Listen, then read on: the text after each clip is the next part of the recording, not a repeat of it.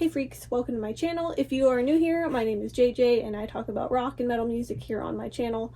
And I'm also currently almost 9 months pregnant. So yeah, this is my first time having a baby. So, I'm experiencing a lot of new, stuff that I didn't, plan on exactly. So like all this hormones and stuff, like I'm always like burning up, which is, I'm sorry if I need to like fan myself during this entire video and drink ice water. But anyway. So one of the side effects of being pregnant is, of course, like the hormones make you all like emotional and all this stuff. So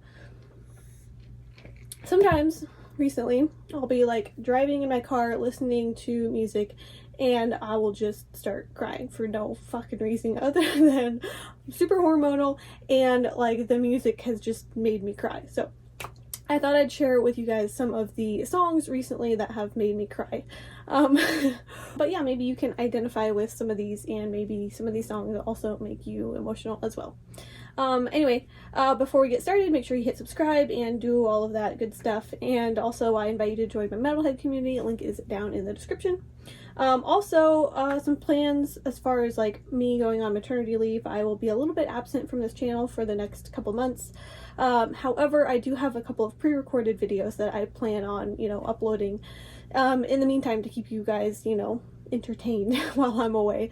So yeah, I'm not gonna be uploading as much, but I do have a few videos that I plan on, pre-scheduling. And yeah, I definitely plan on being back, but I'm not sure how soon I'll be back because, it's the first time doing all this stuff. So yeah, we'll see how it goes. And yeah. If I end up going like late, I may possibly do another video if I have time and if I feel like it. But for now, this might be my last video aside from those pre-recorded ones for a little bit. Anyway, yeah, let's jump into these songs that have made me cry.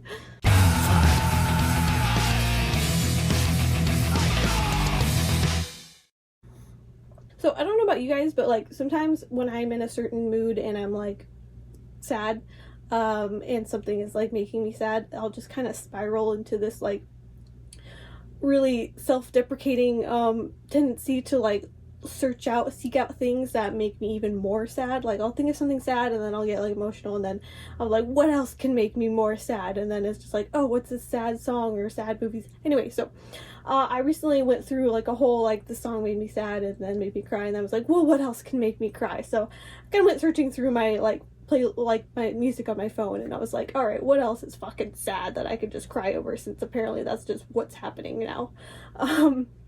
Anyway, so here's a few of the songs I found, and these are in no particular order. Sorry, but it's like 1,000,000 degrees in here. It's not really, I'm just hot and it's summer and I'm pregnant.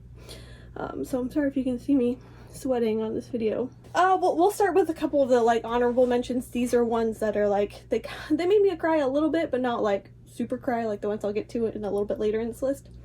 But first up on this list is A Graveyard Love by the Mars Volta, and their newest album that came out last year. Like, I think I've talked about this on the channel already. Like, I hated this album when it first came out. I was super disappointed because it was not the Mars Volta I was used to or expecting. But like the more I've listened to this album, like I fucking love this album. And I definitely plan on listening to like this whole thing in its entirety while I'm in labor, because it just has this like really tranquil, like otherworldly calming effect on me. But the song Graveyard Love is like probably my favorite on the whole album. But it made me cry because, well, okay, first let me say this. I don't actually know what any of these songs are about, because usually with the Mars Volta there's a concept that comes into play and I can usually tell you what the song is about in general. This album, no idea what any of these songs are actually about, like, what Cedric and Omar had intended the songs to be about. But this one, I have a sneaking suspicion that this one is actually about the friendship between Omar and Cedric, which is such a beautiful and sad and heartbreaking thing. Like, if you don't know, the two split up like 10 years ago because they were fighting with each other and they couldn't get along, yada yada. I don't really know all the details, but there was some, bad blood going on between the two of them. So the Mars Volta broke up, 10 years ago, and only, recently, in the past, year have they gotten back together and put out this new album. But this one interview, I'll link it down below if you haven't seen it, but it's basically just them talking about how they have rekindled their friendship and, you know, kind of fixed all the issues that they had between them to come back together. And it's just such a beautiful, like, emotional thing. I think, you know, both of them get very emotional in this interview, and it just, when I listen to this song, I just think of, you know, the whole concept of friendship and how, like, when you have such a close friendship, like, you might have falling outs, but nothing can really, you know, break you up forever. But yeah, I don't know, it's just, it's so sweet, and it just, I don't know, makes me want to cry. Yeah, so that's first up on the honorable mention list. Next up on this list I have The Haunting by Camelot, and this one's a little bit weird, but hear me out on this one. So this is obviously just like a beautiful song, and it's a classic Camelot song, but I love this song so much, and it makes me like hurt on the inside because I always think of Wuthering Heights when I listen to this song. So if you haven't read Wuthering Heights, you absolutely should. It's one of my favorite classic books of all time. Actually, it probably is like my #1 favorite classic book of all time by Emily Bronte, and it's just, it's so heart-wrenching. Like, this certain part in the book is, well, if you haven't read the book, I don't want to do any spoilers, so if you're going to read the book, probably maybe like fast forward a little bit. But anyway, if you've read the book or seen adaptations of the book in like movies, various forms over the years, you'll know that the main character, Catherine, dies. And after she's dead, Heathcliff, who's the other main character who is madly in love with her, but they were never able to be together, he is like, you know, crying over her grave. And there's this one quote, which is my favorite quote from the entire book, and it's Heathcliff speaking to, you know, this woman's dead body who he's loved his entire life, but, you know, is angry with her for dying. Catherine Earnshaw, may you not rest as long as I am living. You said I killed you. Haunt me then. The murdered do haunt their murderers, I believe. I know the ghosts have wandered the earth. Be with me always. Take any form. Drive me mad. Only do not leave me in this abyss where I cannot find you. Oh God, it is unutterable. I cannot live without my life. I cannot live without my soul. So he is basically condemning her soul to, you know, like unrest in purgatory, simply because he cannot stand not being with her for a single second. So yeah, I don't know, you might have to be kind of like a literary nerd to really appreciate this, or have read the book and really liked the book to appreciate this, but it's just one of the most beautiful quotes in my entire life, and it's so like dark and sad, but so like honestly truthful at the same time, like not wanting someone to have died so much that you wish that they become a ghost so that they can haunt you, so in some form they don't actually ever leave you. Anyway, I love Wuthering Heights. I've read it a few times, and that part always makes me cry. So when I listen to The Haunting, and you know, you get to like the chorus and stuff, I always think Wuthering Heights and Heathcliff and Catherine. Anyway, I love Camelot, and I don't get to talk about, I haven't really talked about Camelot a lot on this channel, but I definitely should. So drop that in the comments if you want me to talk more about Camelot here in the future. Oh, next up on my honorable mention list, I have the song Atlas by Coheed and Cambria. Of course, you knew there would be some Coheed on this list because, of course, they are my favorite band. But I recently talked about in my video on The Color Before the Sun. If you missed it, I'll link that up here somewhere. But this song is about, you know, the birth of his son Atlas, and, you know, becoming a parent for the first time. And yeah, I don't want to talk about this too much because I really already talked about this in my other video. But yeah, I can definitely relate to it, and this song is just an emotional headbanger. And then the final one on my honorable mention list, I have So Far Away by Avenged Sevenfold. Yeah, this one might be a little bit cliche, but of course this song is very emotional because it is about the Rev, who of course passed away, and they dedicated this song and this album to him. But yeah, the thing that gets me in a lot of these songs is like the vocals. It's like you can hear the pain in the vocals, and I feel like you can definitely, like, the emotions are conveyed so well when M Shadows sings this whole song, and the music video also is extremely sad. But yeah, this is a classic sad metal song. Okay, on to the like sad songs. These are the ones that like I was literally like weeping in my car listening to at some point in the past couple weeks. So first up I have Televators by the Mars Volta. So yeah, I got the Mars Volta on this list twice, but I just love the Mars Volta so much. But Televators, of course, is off the album Deloused in the Comatorium, the story of which I covered in another video. If you want to watch that, I'll link that up here. But basically, it's the song and the whole album is about the death of Omar and Cedric's really close friend, who, you know, was in a coma, and when he came out of the coma, he eventually ended up committing suicide by jumping off of an overpass. And it is just so heartbreaking. The certain part in this song gets me every single fucking time. I'll have to play it for you, but you can just hear it in Cedric's voice, and it is just, it hurts. It hurts to listen to, but like in a good way. I'll play it for you now so you understand. We're already getting like, I haven't even played this fucking song yet. Anyway, here we go. One day this chalk outline will circle this city. Was he wrapped in the asphalt that cushioned his face? A room-colored charlatan hid in the safe. Stalk the ground.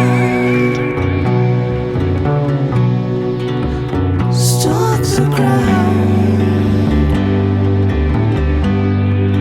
You should have seen the curse that flew right by you.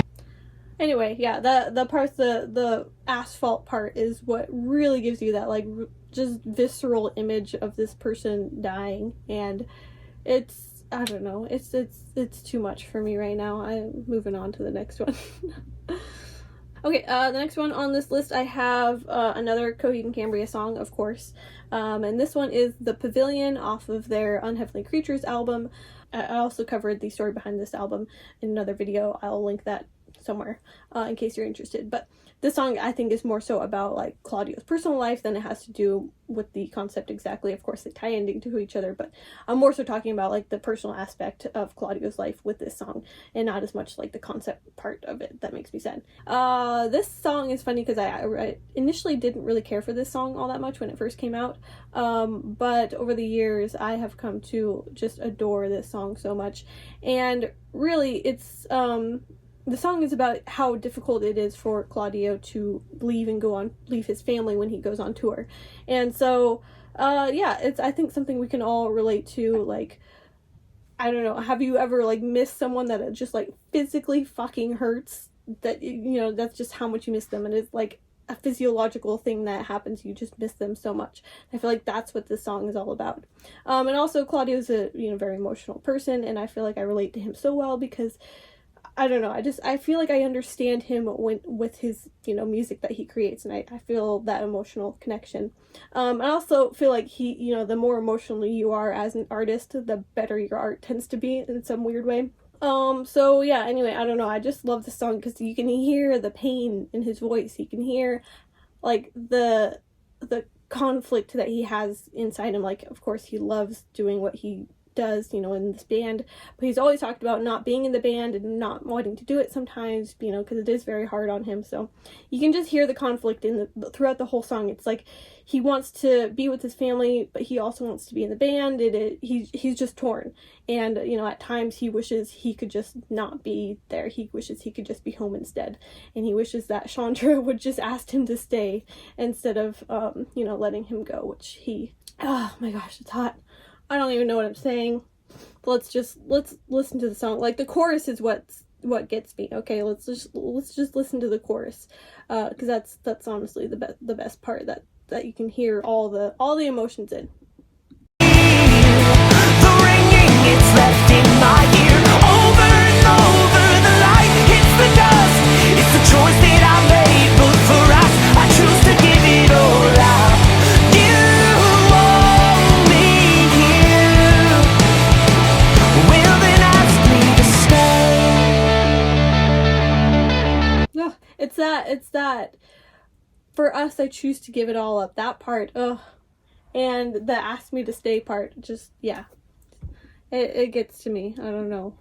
Anyone else? Does that song hit you anywhere where it makes you cry? Just me? Okay, cool, thanks. Alright, and then this final one is, okay, this song has always made me emotional, even when I wasn't pregnant. This song, I love this song so much. This is gonna be a Tool song, and that is Wings for Marie Part 1 and 2 off of their 10,000 Days album. 10,000 Days is probably my favorite Tool album, and I think a large part of it is because of this song. It's so just sad.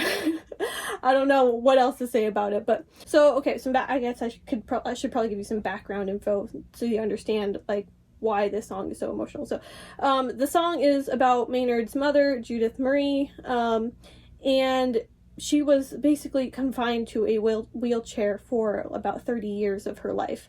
And so like growing up, Maynard had a really you know, bad relationship with the church, because of course his mother was very religious and she would, you know, go to church all the time and it was very dedicated, but the people at the church were basically saying things to the effect of, you know, God put you in this wheelchair because, you know, you deserve it, you've done some kind of sin to earn being in this wheelchair.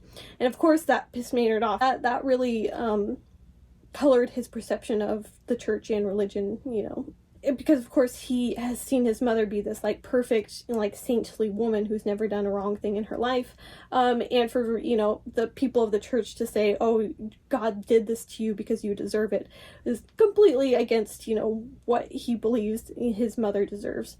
And so this song is after she has passed away, and the song is dedicated to you know, working through those feelings of, you know, her death and her life and what it all means now that she's gone, like where is she going, and how like just pissed off Maynard is.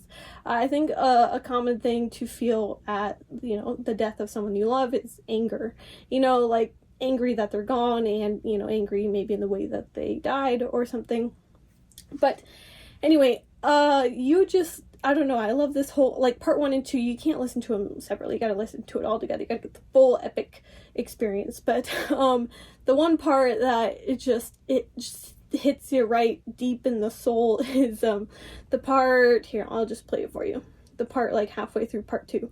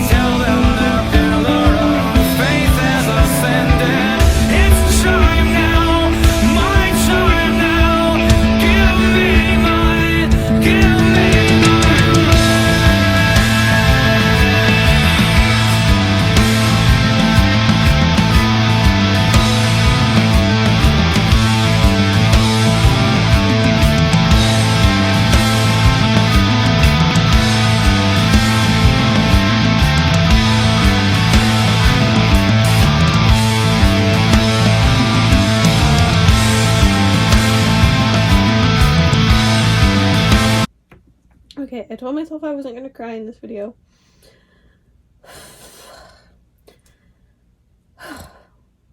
Okay. I don't know what it is about Tool, but Maynard's voice just gets me. And it's like not just his voice, because I mean, of course he sings a similar song with similar material in, you know, Perfect Circle with the song Judith, which I love that song too, but like it's like the whole band, the whole experience of the whole, I don't know, rest of the music going on, it's just whew. Anyway, sorry. I told you. Okay, I swear I was not meaning to do that. Whew, okay. Anyway, that really just sums up the songs that I have cried over recently while pregnant. So if you have cried over any of these songs, or, you know, you have certain rock or metal songs that make you cry, please drop those down in the comments so that I know that I'm not just some weepy sap and I'm not totally alone. Anyway, that's all I have for this video. So since I've been playing clips of music in this video is probably going to get demonetized, so if you feel so inclined, I've linked my Buy Me a Coffee link down in the description if you feel like it. But yeah, otherwise make sure you hit subscribe and join my Metalhead community, and yeah, hopefully I will see you guys again soon. Yeah, if I end up going late, I may do another video, otherwise I have some pre-recorded videos for you guys. And thank you all so much for all the congratulations that you guys have given me through my other video and through my Instagram and everything. And I really appreciate all the support that you freaks have given me and all the excitement and joy that you have shared. So yeah, thanks for watching, freaks. Till next time.